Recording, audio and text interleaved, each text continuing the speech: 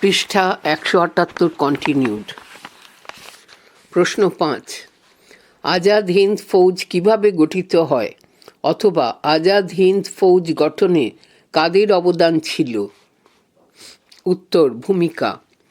ভারতীয় প্রবাসী বিপ্লবীদের প্রচেষ্টা এবং জাপানিদের সহযোগিতায় গঠিত হয় আজাদ হিন্দ ফৌজ 21শে অক্টোবর 1943 খ্রিস্টাব্দ।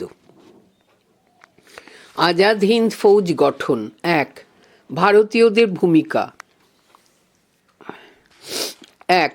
রাসবিহারী বসু লাহোর ষড়যন্ত্র মামলায় 1915 খ্রিস্টাব্দ আসামি হিসেবে অভিযুক্ত হওয়ার পর রাসবিহারী বসু PN ঠাকুর ছদ্মনামে ভারত ছেড়ে জাপানে আশ্রয় নেন। তিনি দীর্ঘদিন যাবৎ জাপানে থেকে ভারতের মুক্তি সংগ্রামে সাহায্যের লক্ষ্যে কাজ করেন। দ্বিতীয় বিশ্বযুদ্ধ শুরু হলে অক্ষর শক্তিভুক্ত জাপান মিত্র শক্তিভুক্ত ব্রিটেনের বিরুদ্ধে যুদ্ধ ঘোষণা করে। এই সময়কালকে তিনি মাতৃভূমির স্বাধীনতার এক সন্ধিক্ষণ হিসেবে গ্রহণ করলেন। থাইল্যান্ডের ব্যাংকক শহরে এক বিশাল সমাবেশের আয়োজন করা হয়। ইতিপূর্বে পূর্ব রাশিয়া এবং দক্ষিণ পূর্ব এশিয়াতে বিক্ষিপ্তভাবে গড়ে ওঠা ভারতীয় সংগঠনগুলি এই সমাবেশে যোগ দেয়। এই সংগঠনগুলি মিলিতভাবে গঠন করে 15ই জুন 1942 খ্রিস্টাব্দ কোট ভারতীয় জাতীয় সংঘ আনকোট বা quote Indian independence league unquote IIL। এই সমাবেশে স্থির হয় ভারতীয় স্বাধীনতা সংঘ ভারতের পূর্ণ স্বাধীনতা অর্জনের লক্ষ্যে জাপানের সঙ্গে সহযোগিতা ও সমর্থনের নীতি গ্রহণ করবে। বলা হয় এই স্বাধীনতা সংঘটি ভারতের মুক্তি সংগ্রামের জন্য এক সেনাদল গঠন করবে, যার নাম হবে আজাদ হিন্দ বাহিনী, ইন্ডিয়ান ন্যাশনাল আর্মি বা INA। এই লক্ষ্যে গঠিত হয় এক কার্য পরিষদ, যার সভাপতি হন রাসবিহারী বসু এবং প্রধান সেনাপতি হন ক্যাপ্টেন মোহন সিং। 2. বাবা অমর সিং ও প্রীতম সিং। বাবা অমর সিং ব্রহ্মদেশে দীর্ঘ কারাবাসের পর মুক্তি পান এবং থাইল্যান্ডে বৈপ্লবিক কাজে লিপ্ত হন। অক্ষশক্তিভুক্ত জাপান মিত্রশক্তিভুক্ত ইংল্যান্ড ও আমেরিকার বিরুদ্ধে যুদ্ধ ঘোষণার 8ই ডিসেম্বর 1941 খ্রিস্টাব্দ সঙ্গে সঙ্গে বাবা অমর সিং ব্যাংককে ভারতীয় স্বাধীনতা লীগ প্রতিষ্ঠা করেন।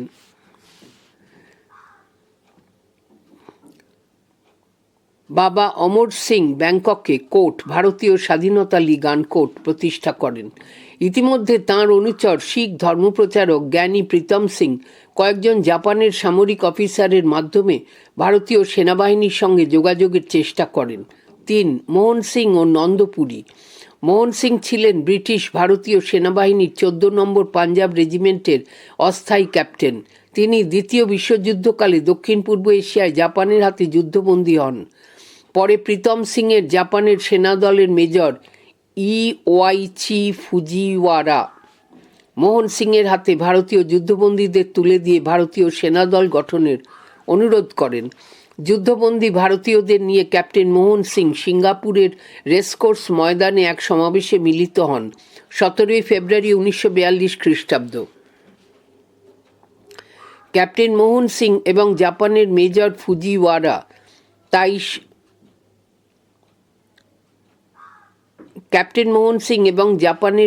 ফুজিওয়ারা তাই সম্মেলনে ভাষণ দেন।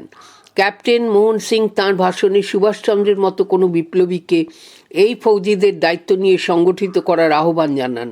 অপরদিকে একজন পণ্ডিত দার্শনিক রবীন্দ্র শিষ্য স্বামী সত্যানন্দ পুরীর সঙ্গে বিপ্লবীদের ঘনিষ্ঠ যোগাযোগ ছিল। তিনি সিঙ্গাপুরে অনুষ্ঠিত ভারতীয় স্বাধীনতা লীগের এক সম্মেলনে 9ই মার্চ 1942 খ্রিস্টাব্দ ঘোষণা করেন যে তিনি সুভাষচন্দ্রকে পূর্ব এশিয়ায় এসে মুক্তিকামী যোদ্ধাদের নেতৃত্ব দেওয়ার আহ্বান জানিয়েছিলেন এবং সুভাষচন্দ্র তাঁর আবেদনে সাড়া দিয়ে সম্মতি জানিয়েছেন। 4.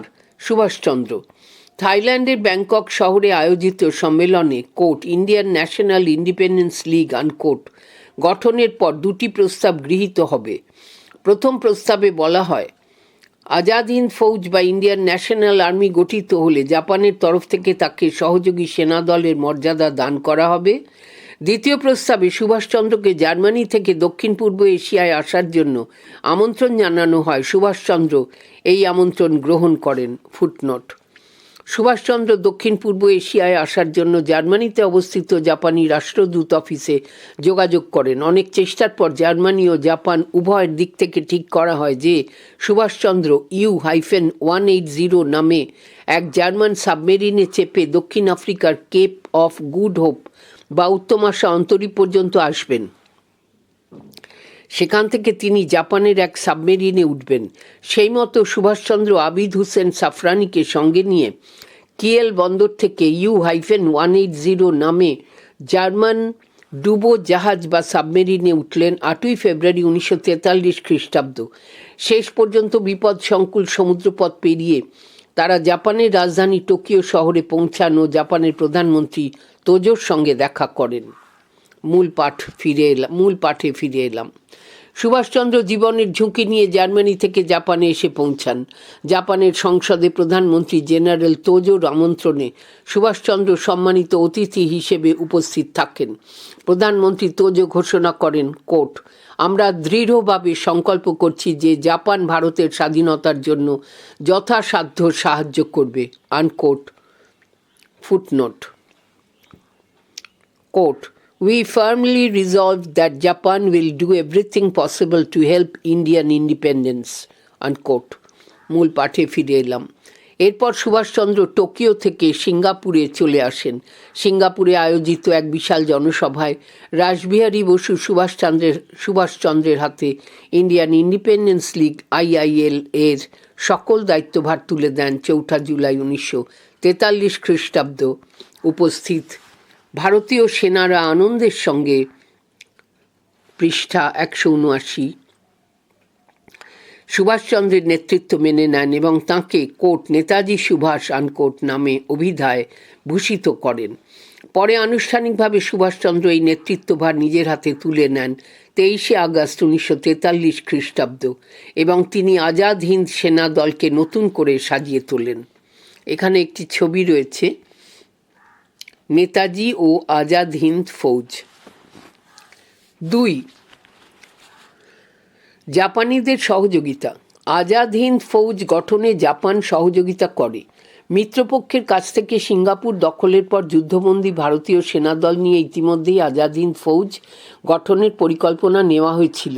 এ ব্যাপারে জাপান তার সেনাদলের মেজর ইওয়াইচি ফুজিওয়ারাকে ভারতীয়দেরকে সাহায্য করার নির্দেশ পাঠায়। ফুজিওয়ারা মোহন সিংয়ের সিঙ্গাপুরের রেসকোর্স ময়দানের সম্মেলনে উপস্থিত থাকেন ও এ ব্যাপারে ভাষণ দেন। 17 ফেব্রুয়ারি 1942 খ্রিস্টাব্দ। সিঙ্গাপুর দখল করার পর জাপানের প্রধানমন্ত্রী তোজো জাপানি পার্লামেন্টে ডায়েটে এক বিবৃতিতে জানান 15 ফেব্রুয়ারি 1942 খ্রিস্টাব্দ, জাপান কখনোই ভারতীয়দের শত্রু বলে মনে করে না এবং ব্রিটিশ শাসনের হাত থেকে মুক্ত হওয়ার জন্য জাপান ভারতীয়দের সব রকম সাহায্য করবে। জানার আকাশ। 1940 খ্রিস্টাব্দের মাঝামাঝি সময়কাল নাগাদ ইউরোপের বুকে দ্বিতীয় বিশ্বযুদ্ধের দ্রুত পট পরিবর্তন ঘটতে শুরু করে।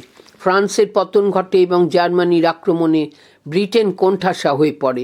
এই সুযোগে জাপান এশিয়ায় তার সাম্রাজ্য বিস্তার নীতির প্রয়োগ ঘটানোর পরিকল্পনা নেয়, যার নাম কোট বৃহত্তর পূর্ব এশিয়া যৌথ অগ্রগতি বলয়, আনকোট। এর প্রধান প্রবক্তা ছিলেন জাপানের বিদেশমন্ত্রী মাতসুওকা।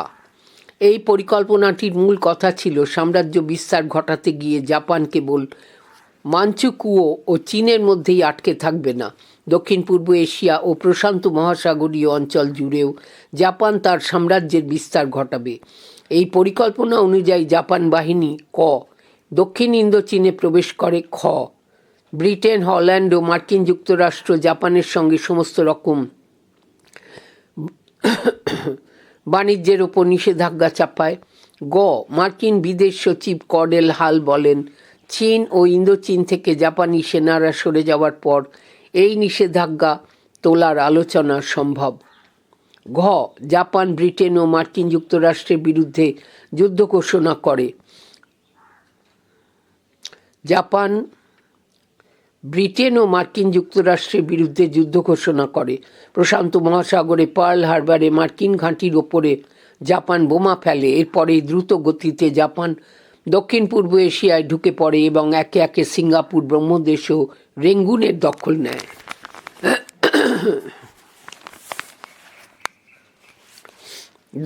3 আজাদ হিন্দ ফৌজ গঠন।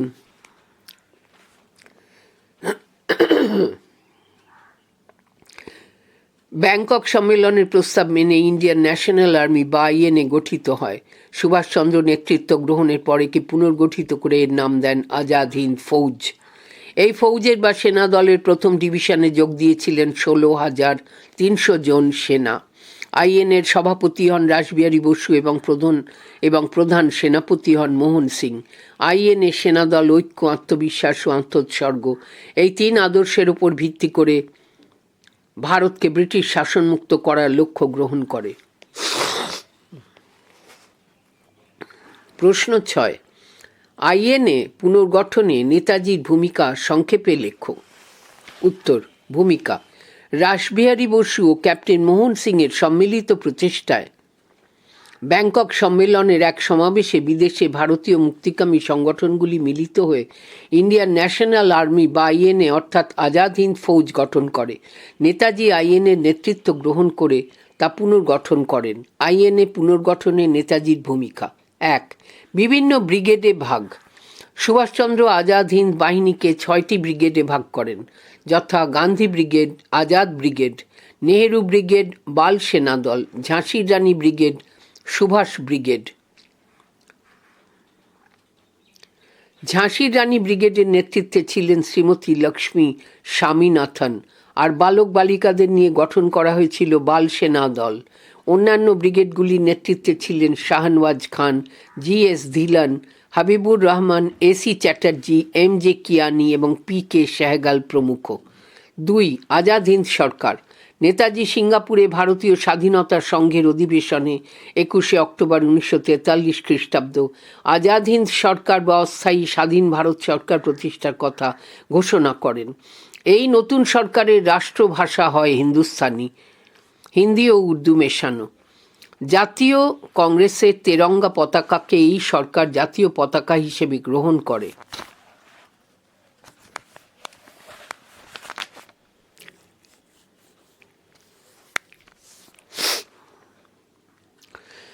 পতাকায় চরকার বদলে লাফ দিচ্ছে এমন একটি বাঘের ছবি রাখা হয়।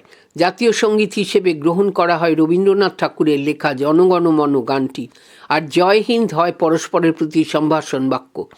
প্রথম বিশ্বযুদ্ধের সময় আয়ারল্যান্ডে যেমনভাবে অস্থায়ী আইরিশ সরকার প্রতিষ্ঠা করা হয়েছিল, ঠিক তেমনভাবেই নেতাজি আজাদ হিন্দ সরকার প্রতিষ্ঠা করে। 3 সরকারের লক্ষ্য। নেতাজি সিঙ্গাপুরে ভারতীয় স্বাধীনতা সংঘের অধিবেশনে বলেন, আজাদ হিন্দ সরকারের প্রধান লক্ষ্য হল ব্রিটিশ সাম্রাজ্যবাদের বিরুদ্ধে শেষ ও চূড়ান্ত সংগ্রাম পরিচালনা করা এবং ভারতে বিদেশি শাসনের অবসান ঘটিয়ে দেশ স্বাধীন করা। এই সরকার ভারতের মাটিতে স্থানান্তরিত হওয়ার পর স্থায়ী জাতীয় সরকারের দায়িত্বভার গ্রহণ করবে। এই সরকারের মূল ধ্বনি ছিল জয় হিন্দ ও দিল্লি চলো। আজাদ হিন্দ সরকার ব্রিটেন ও মার্কিন যুক্তরাষ্ট্রের বিরুদ্ধে যুদ্ধ ঘোষণা করে। পৃষ্ঠা 180।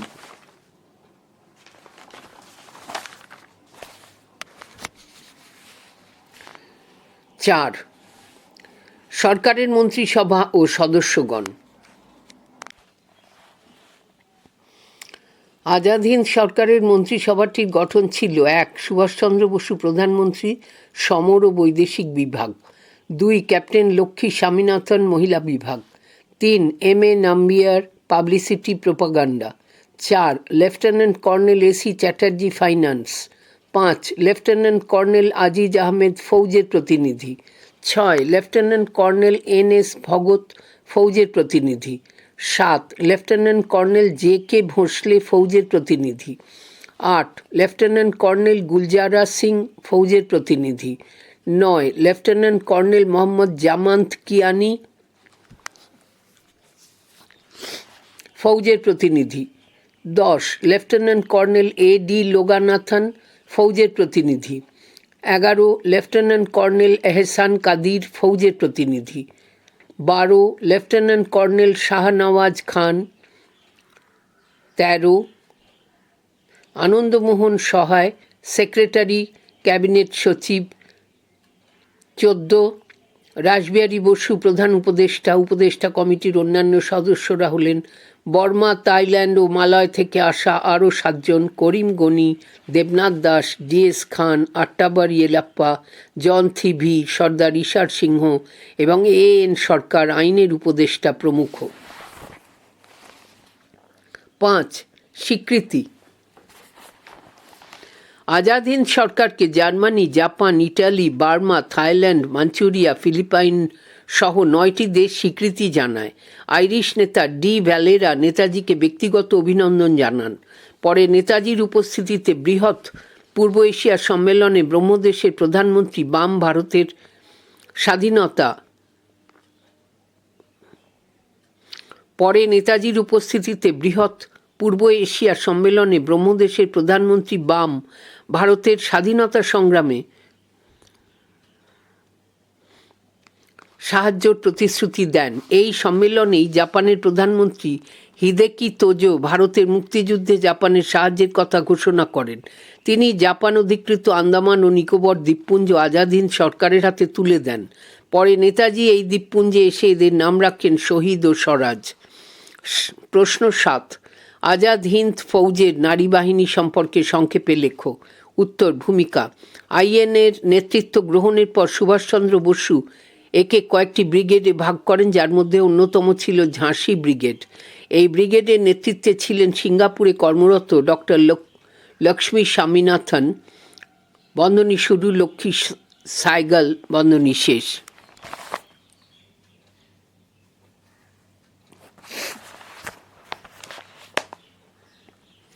আজাদ হিন্দ ফৌজের নারী বাহিনী। 1 নারী বাহিনী গঠনের ঘোষণা। পাঞ্জাবে আয়োজিত লক্ষাধিক স্বদেশপ্রেমীর উপস্থিতিতে 9 জুলাই 1943 খ্রিস্টাব্দে নেতাজি এক ঘোষণায় বলেন, কোট, মৃত্যুবিজয়ী একটি নারী বাহিনীও গঠন করতে চাই, তেজস্বিনী নারীদের নিয়ে। 1858 সালে ভারতের প্রথম স্বাধীনতা যুদ্ধে ঝাঁসির রানী লক্ষ্মীবাঈ যে তরবারি ধারণ করেছিলেন, বর্তমান সংগ্রামে এই নারী বাহিনী পুনরায় সেই তরবারি ধারণ করবেন। আনকোট। 2 নারী বাহিনী। 1 গঠন।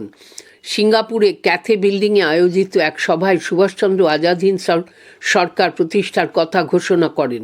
এই দিনই আজাদ হিন্দ সরকারের বিভিন্ন ব্রিগেড গঠনের পাশাপাশি নারীদের নিয়ে একটি নারী সেনাদল গঠন করা হয়। ফুটনোট। নারী বাহিনীর সদস্যরা সকাল 6টায় ব্যারাকের মাঠে জড়ো হতেন। প্রথমে জাতীয় পতাকা তোলা হতো, তারপর চলত 45 মিনিট ধরে শরীরচর্চা। স্নান সেরে চা ও বিস্কুট, বন্ধনী শুরু, ভুট্টা ও টাপিওকার মিশ্রণে তৈরি, বন্ধনী শেষ, দিয়ে প্রাতরাশ সেরে চলত ঘণ্টাখানিক ড্রিল ও অস্ত্র শিক্ষা। দুপুরে ডিম ভাত, সপ্তাহে 1 দিন মাছ বা মাংস। সহযোগে লাঞ্চ সেরে কিছুক্ষণের বিশ্রাম। বিকালে আবার ক্লাসে সামরিক পাঠ, 1 ঘন্টা খেলাধুলা ও ড্রিল। সূর্যাস্তের সময় পতাকা নামিয়ে তাদের দিনের কাজ শেষ হতো। একটি বিপ্লবী জীবন। লক্ষ্মী সেহগাল। মূল পাঠে ফিরে এলাম।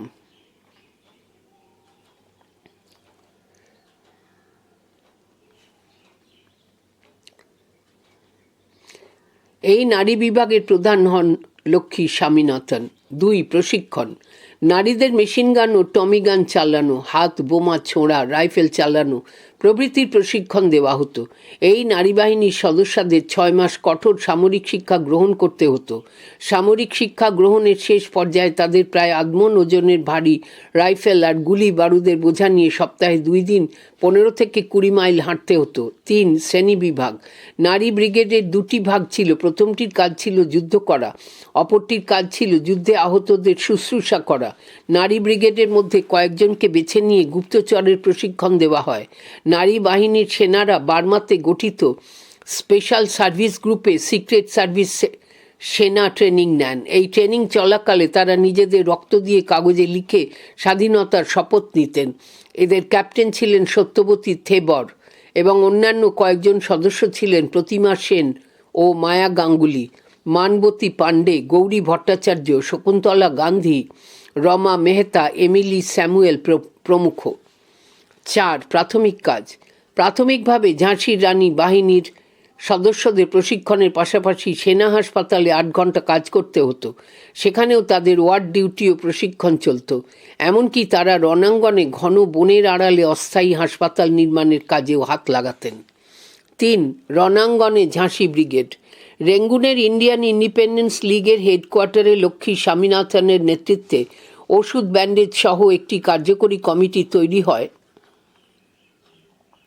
রণাঙ্গনের সেনাদের জন্য শুকনো খাবার রান্না করার পাশাপাশি মহিলা সেনারাই হাসপাতালে ব্যবহার্য জিনিসপত্র সংগ্রহ করতেন।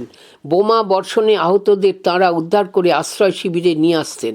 দ্বিতীয় বিশ্বযুদ্ধের শেষের দিকে যখন মিত্রশক্তির আক্রমণের তীব্রতা বাড়ে এবং মুহুর্মুহু আকাশ থেকে বোমা বর্ষণ হতে থাকে, তখন নেতাজির নির্দেশে নারী সেনারা মোমিওতে ফিরে আসেন এবং ট্রেঞ্চে অর্থাৎ মাটির তলায় গর্তে থেকে জীবনের ঝুঁকি নিয়েও বাইরে এসে অপারেশন চালাতেন। পৃষ্ঠা 181। এভাবেই তাঁরা কখনো বার্মার মোমিওতে, কখনো জিয়াওয়াদিতে, আবার কখনো নেইটিলা এবং পাইনাইন সহ বিভিন্ন অঞ্চলে জীবনের ঝুঁকি নিয়ে রণাঙ্গনে লড়াই করা আজাদি সেনাদেরকে সেবা শুশ্রূষা করে গেছেন। প্রশ্ন 8। দিল্লিতে আজাদ হিন্দ ফৌজের বিচারকালে আজাদি সেনাদের মুক্তির দাবিতে কলকাতায় গণবিক্ষোভের সংক্ষিপ্ত বিবরণ দাও। উত্তর। সূচনা। 1945 খ্রিস্টাব্দে আজাদ হিন্দ বাহিনীর সেনাদের বিচারকে কেন্দ্র করে সারা দেশ উত্তাল হয়ে ওঠে। তাঁদের মুক্তির দাবিতে সবচেয়ে প্রবল আন্দোলনটি কলকাতাতেই গড়ে উঠেছিল। ওই আন্দোলনে ছাত্রদের ভূমিকা ছিল খুবই উল্লেখযোগ্য। 1. লালকেল্লায় বিচার। দিল্লির লালকেল্লায় 1945 খ্রিস্টাব্দের 5ই নভেম্বর থেকে আজাদ হিন্দ বাহিনীর বীর সেনাদের রাজদ্রোহিতার অপরাধে বিচার শুরু হয়েছিল। যে সমস্ত সেনাপতির সে সময় বিচার শুরু হয়েছিল তাঁদের মধ্যে উল্লেখযোগ্য ছিলেন সুভাষচন্দ্র, ব্রিগেডের প্রধান সেনাপতি মেজর জেনারেল শাহনওয়াজ খান, মেজর গুরবক্স সিং ও পি.কে. সেগল। 2. ভারতীয় আইনবিদদের সওয়াল। জাতীয়তাবাদী ভারতীয়দের দৃষ্টিতে আজাদ হিন্দ বাহিনীর সৈনিকরা ছিলেন দেশের স্বার্থে নিবেদিত প্রাণ। তাই দেশদ্রোহিতার অভিযোগে তাদের বিচার সমস্ত শ্রেণীর ভারতবাসীকে ক্ষুব্ধ করে। দেশবাসীর মানসিকতার গুরুত্ব উপলব্ধি করে পণ্ডিত জওহরলাল নেহরু, ভুলাভাই দেশাই, তেজ বাহাদুর সাপ্রু, কৈলাসনাথ কাটজু, আসফ আলী প্রমুখ কংগ্রেস নেতৃবৃন্দ ও প্রখ্যাত আইনবিদগণ বন্দী আজাদি সেনাদের হয়ে সওয়াল করেন। 3. ছাত্র বিক্ষোভ। বর্তমান মৌলানা আজাদ কলেজের ছাত্রদের সঙ্গে বঙ্গীয় প্রাদেশিক ছাত্র কংগ্রেস, ছাত্র ব্লক ও ছাত্র ফেডারেশনের কয়েকশো ছাত্র ধর্মতলা স্ট্রিট ধরে ডালহাউসি স্কোয়ার অভিমুখে এগোলে 21শে নভেম্বর পুলিশ বাধা দেয়। ছাত্ররা তখন রাস্তার ওপর বসে পড়ে, কিন্তু সন্ধ্যা 6টা নাগাদ বিনা প্ররোচনায় ওই ছাত্রদের ওপর পুলিশ গুলি চালালে রামেশ্বর বন্দ্যোপাধ্যায় নামে জানবাজারের কোর্ট, ক্যালকাটা টেকনিক্যাল স্কুলের আনকোট এক ছাত্র এবং আব্দুস সালাম নামে এক তরুণ শ্রমিক নিহত হন। এরপর ক্ষুব্ধ ছাত্ররা মৃতদেহ দুটি আগলে সারা রাত বসে থাকে। এই সময় তারা কংগ্রেস নেত্রী বিমল প্রতিভা দেবী ও জ্যোতির্ময়ী গাঙ্গুলিকে পাশে পেয়েছিল। 4. রশিদ আলী দিবস পালন। আজাদ হিন্দ বাহিনীর অন্যতম ক্যাপ্টেন রশিদ আলীর 7 বছরের জন্য কারাদণ্ড হলে 1946 খ্রিস্টাব্দে 11 থেকে 13ই ফেব্রুয়ারি কলকাতা উত্তাল হয়ে ওঠে। তাঁর মুক্তির দাবিতে মুসলিম ছাত্রলীগ 11ই ফেব্রুয়ারি ধর্মঘটের ডাক দেয়। 12ই ফেব্রুয়ারি ওয়েলিংটন স্কোয়ারে মুসলিম লীগ নেতা সুরাবর্দী, সতীশচন্দ্র দাশগুপ্ত, কমিউনিস্ট নেতা সোমনাথ লাহিড়ী প্রমুখেরা ভাষণ দেন। কলকাতার অসামরিক প্রশাসন ভেঙে পড়ে। সরকারি হিসাবে এই কদিনের সংঘর্ষে 84 জন নিহত ও 300 জন আহত হয়, কিন্তু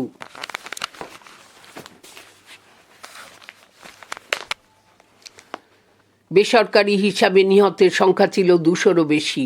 বাস, ট্রাম, ট্যাক্সি, ট্রেন, রিক্সা,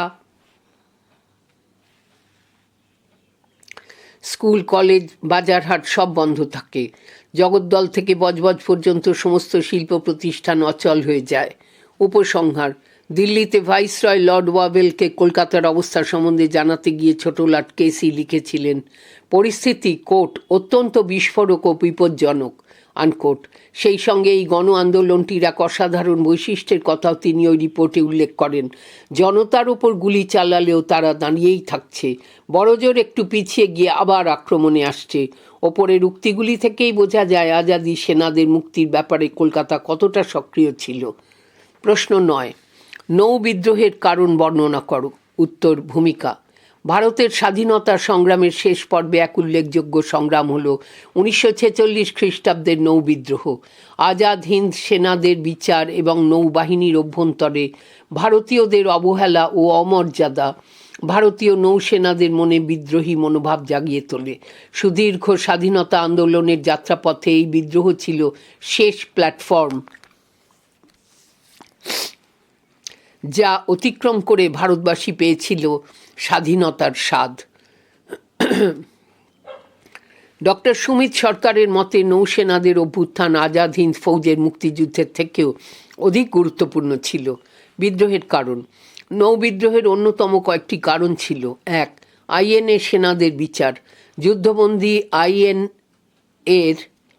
যুদ্ধবন্দী আইনে আইএনএর 3 সেনাপতি গুরুদয়াল সিং ধিলো, প্রেম সাইগাল ও শাহনওয়াজ খানকে দিল্লির লালকেল্লায় নিয়ে আসা হয় প্রকাশ্য বিচারের জন্য।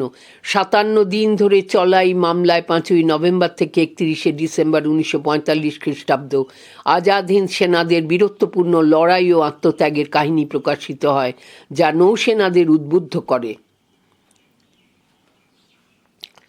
গান্ধীজি বলেন, যাদের বিচার হচ্ছে ভারত তাদের শ্রদ্ধা করে। India adores these men who are on trial. 2. British কর্মচারীদের খারাপ ব্যবহার। নৌ সেনাবাহিনীতে জাতিগত বিদ্বেষের কারণে ইংরেজ ও নৌ অফিসাররা ভারতীয় মাল্লা পদাধিকারীদের ওপর অকারণে গালিগালাজ দিত, অপমান ও খারাপ ব্যবহার করত। ব্রিটিশ উচ্চপদস্থ কমান্ডার F.W. কিং ভারতীয়দের প্রতি জাতিগত কুৎসা রটালে তা ভারতীয় নৌসেনাদের মনে যথেষ্ট অসন্তোষ সৃষ্টি করে। একটি ছবি রয়েছে, নৌ বিদ্রোহের সাক্ষী করাচির হিন্দুস্তান জাহাজ, পৃষ্ঠা 182।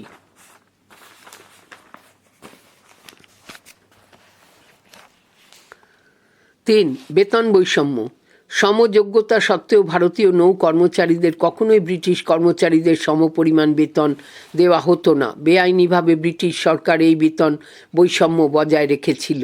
একই কাজে এই ধরনের বৈষম্যে ভারতীয় নৌসেনাদের মনে ক্ষোভের সঞ্চার হয়। 4. নিম্নমানের খাদ্য সরবরাহ।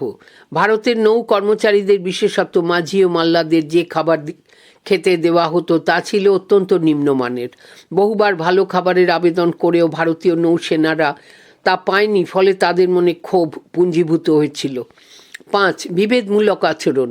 ব্রিটিশ পদস্থ নৌ কর্মচারীদের বিভেদমূলক আচরণের জন্য নৌবাহিনী 2টি বিভাগে বিভাজিত হয়। ইংরেজ শ্বেতাঙ্গ সম্প্রদায় ব্রিটিশ আদার র্যাঙ্কস BOR নামে পরিচিতি পায়, আর ভারতীয় নৌ কর্মচারীরা ইন্ডিয়ান আদার র্যাঙ্কস IOR নামে পরিচিতি পায় এবং তাদেরকে ঊর্ধ্বতন কর্তৃপক্ষের স্বেচ্ছাচারিতার শিকার হতে হয়। 6. পদোন্নতির সুযোগ না থাকা। ভারতীয় মাঝি, মাল্লা ও নৌ কর্মচারীদের কোনো দিনই পদোন্নতি হতো না। উপরন্তু নতুন করে কয়েকশো ইংরেজ অফিসারদের নৌবাহিনীতে নিয়োগের সিদ্ধান্ত নেওয়া হয়েছিল। চাকরির মেয়াদ শেষ হয়ে যাওয়ার পরে ভারতীয় নৌসেনাদের পুনর্বাসনের কোনো ব্যবস্থা ছিল না। 7. দক্ষিণ এশিয়ার মুক্তি সংগ্রাম। ইন্দোনেশিয়ায় প্রেরিত ভারতীয় নাবিকদের প্রত্যাবর্তনের দাবি জানানো হয়। আসলে কাম্পুচিয়া, ভিয়েতনাম, লাওস ও মায়ানমারে ঔপনিবেশিক শাসনের বিরুদ্ধে যে গণ আন্দোলন গড়ে ওঠে, ভারতীয় সেনাদের ওপরও তার প্রভাব পড়েছিল। 8. পূর্বেকার সেনা বিদ্রোহগুলির প্রভাব। নৌ বিদ্রোহের বহু পূর্বে বিভিন্ন সময় ব্রিটিশ সেনাবাহিনীর ভারতীয় সেনারা একাধিকবার বিদ্রোহ ঘোষণা করেছিল। যেমন 1930 খ্রিস্টাব্দে আইন অমান্য আন্দোলন চলাকালীন গাড়োয়ালি সেনারা স্বদেশীদের ওপর গুলি চালাতে অস্বীকার করে। দ্বিতীয় বিশ্বযুদ্ধের সূচনা লগ্নে ২১তম ভারতীয় অশ্বারোহী বাহিনীর ১১৪ জন সেনা সাম্রাজ্যবাদী যুদ্ধের অভিযোগ এনে দ্বিতীয় বিশ্বযুদ্ধের রণক্ষেত্রে যেতে অস্বীকার করে। ১৯৪৪ খ্রিস্টাব্দে ১৯৪ ইন্ডিয়ান রেলওয়ে মেনটেন্যান্স কোম্পানিতে ৮০০ জন সিপাহী অন্যায় শাস্তির প্রতিবাদ হিসেবে বিদ্রোহ ঘোষণা করেছিল। প্রশ্ন ১০, সংক্ষেপে নৌবিদ্রোহের গুরুত্ব লেখো। উত্তর, ভূমিকা। জাতীয় স্বাধীনতা আন্দোলনের অন্তিম লগ্নে নৌবিদ্রোহ অত্যন্ত গুরুত্বপূর্ণ ভূমিকা পালন করেছিল। ১. আলাপ আলোচনার উপর গুরুত্ব দান। নৌবিদ্রোহের গুরুত্ব উপলব্ধি করেই ব্রিটিশ এই প্রথম সামরিক শক্তির সাহায্য না নিয়ে ভারতবাসীর স্বাধীনতার সমস্যাকে সমাধানের চেষ্টা করে। আলাপ আলোচনার মাধ্যমে ক্ষমতা হস্তান্তরের উপর ব্রিটিশ সরকার গুরুত্ব আরোপ করতে শুরু করে। ২. ব্রিটিশের বোধোদয়।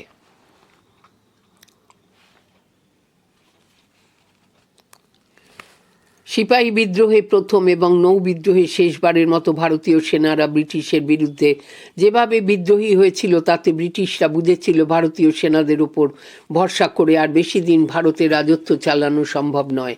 নৌ বিদ্রোহের পর ব্রিটিশ প্রশাসন বুঝে গিয়েছিল এদেশে তাদের দিন শেষ।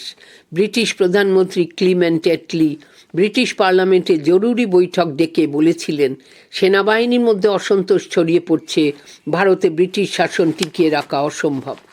৩. স্বাধীনতা দানের সিদ্ধান্ত। নৌ বিদ্রোহের জন্যই ব্রিটিশ প্রশাসন ক্ষমতা হস্তান্তরের অর্থাৎ ভারতকে স্বাধীনতা প্রদানের সিদ্ধান্ত নিতে বাধ্য হয়েছিল। তড়ি ঘড়ি তারা ক্যাবিনেট মিশন বা মন্ত্রী মিশনকে ভারতে পাঠাতে বাধ্য হয়েছিল। ৪. ব্রিটিশ ভীতির অবসান। নৌসেনাদের বিদ্রোহ সাধারণ মানুষের মনে ব্রিটিশ ভীতি ঘুচিয়েছিল। দেশীয় সেনা ও সাধারণ প্রজাদের মধ্যে ব্যবধান দূর হয়েছিল। ৫. হিন্দু মুসলিম ঐক্য সাধন। নৌ বিদ্রোহে হিন্দু মুসলিম ঐক্যের উজ্জ্বল দৃষ্টান্ত স্থাপিত হয়েছিল। হিন্দু মুসলিম মাল্লা এমনকি সাধারণ হিন্দু মুসলিম প্রজারাও বিদ্রোহে সাম্প্রদায়িক ঐক্যের নমুনা রেখেছিল। মূল্যায়ন। নৌ বিদ্রোহ ভারতের স্বাধীনতা লাভের প্রাক্কালে শেষ উল্লেখযোগ্য সংগ্রাম। মার্ক্সবাদী লেখক Rajani Palme Dutt quote Indian history unquote গ্রন্থে লিখেছেন, নৌনাবিকদের অভ্যুত্থান, সাধারণ মানুষদের সমর্থন এবং বোম্বাইয়ের শ্রমিক শ্রেণীর নায়কোচিত সিদ্ধান্ত ভারতে নবযুগের সংকেত দিয়েছিল এবং এটি ছিল ভারতীয় ইতিহাসের এক মহত্তম দিকচিহ্ন। প্রশ্ন ১১, ওয়াভেল পরিকল্পনা সম্পর্কে সংক্ষেপে লেখো। উত্তর, সূচনা। ভারতের ব্রিটিশ বাহিনীর ভূতপূর্ব সর্বাধিনায়ক লর্ড ওয়াভেল ১৯৪৩ খ্রিস্টাব্দে এদেশের ভাইসরয় হয়ে আসেন। ভারতে রাজনৈতিক সাম্প্রদায়িক সংকট মীমাংসায় গান্ধীজির না আলোচনা ব্যর্থ হওয়ায় যে অচলাবস্থার সৃষ্টি হয় তা দূর করার জন্য তিনি ১৯৪৫ খ্রিস্টাব্দের ১৪ জুন কংগ্রেস ও মুসলিম লীগের কাছে একটি সূত্র উত্থাপন করেন। সেটি ওয়াভেল পরিকল্পনা নামে খ্যাত। সে সময়কার ভারত সচিব L.S. আমেরি এই পরিকল্পনা সম্পর্কে বলেন, আমরা ভারতীয়দের হাতেই তাৎক্ষণিক ভবিষ্যৎ তুলে দিতে চাই। ১. সুপারিশ। এই পরিকল্পনায় ওয়াভেল ভারতকে ঔপনিবেশিক স্বায়ত্তশাসন দানের ক্রিপস প্রস্তাবকে ১৯৪২ খ্রিস্টাব্দ পূর্ণ সমর্থন জানান। এছাড়া ভারতীয়দের হাতে অধিকতর ক্ষমতা ও দায়িত্ব অর্পণ করে কেন্দ্রীয় শাসন পরিষদ পুনর্গঠনের সুপারিশও করেন। তিনি বলেন, ১. নতুন সংবিধান গৃহীত না হওয়া পর্যন্ত ভারতীয় নেতাদের নিয়ে অন্তর্বর্তী সরকার গঠন করা হবে। ২. বড়লাটের শাসন পরিষদে বর্ণ হিন্দু ও মুসলমান সদস্যের সংখ্যা সমান থাকবে। ৩. একমাত্র বড়লাট ও প্রধান সেনাপতি ছাড়া শাসন পরিষদের অন্য সমস্ত সদস্য হবে ভারতীয়। ৪. ক্ষমতা হস্তান্তরের পূর্ব পর্যন্ত ভারতের প্রতিরক্ষার দায়িত্ব ব্রিটিশের হাতেই থাকবে। ৫. সরকার যতটা সম্ভব তাড়াতাড়ি ক্ষমতা হস্তান্তর করবে এবং সংবিধান রচনার কাজ আরম্ভ করবে। পৃষ্ঠা ১৮৩। ২.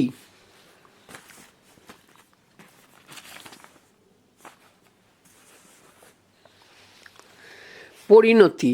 লর্ড ওয়াভেল তাঁর পরিকল্পনাগুলি বাস্তবায়িত করার জন্য সিমলায় এক সর্বদলীয় বৈঠক ডাকেন 1945 খ্রিস্টাব্দ 25শে জুন। কিন্তু জিন্নার এক গোয়েমিতে মুসলিম লীগ বৈঠকে নেতিবাচক ভূমিকা নেয়। এই বৈঠক চলে 25শে জুন থেকে 14ই জুলাই পর্যন্ত। স্বায়ত্তশাসন অর্জনে লীগের সঙ্গে ঐক্যমত গড়ে তোলার জন্য কংগ্রেস মুসলিমদের সমপ্রতিনিধিত্বের দাবি মেনে নিয়েছিল, কিন্তু জিন্না যখন বড়লাটের কার্যনির্বাহক সমিতিতে লীগের দ্বারা মুসলিম সদস্য নিয়োগের দাবি জানান, তখন কংগ্রেস সে দাবি মেনে নিতে চায়নি। এছাড়া ব্রিটেনের রক্ষণশীল দলও ভারত ত্যাগ করতে রাজি ছিল না, ফলে সিমলা বৈঠক ব্যর্থ হয়। উপসংহার: সিমলা বৈঠক ব্যর্থ হয়ে যাওয়ার পর বড়লাট কেন্দ্রীয় ও প্রাদেশিক আইনসভার প্রতিনিধি নির্ধারণের জন্য নির্বাচনের ঘোষণা করেন। ওয়াভেল বলেন, ভারতের প্রধান প্রধান রাজনৈতিক দলের প্রতিনিধিদের নিয়ে দ্রুত সংবিধান সভা ডাকা হবে, কিন্তু জিন্নার আপসহীন অনড় মনোভাব অখণ্ড ভারতের শেষ আশাটুকুও ব্যর্থ করে।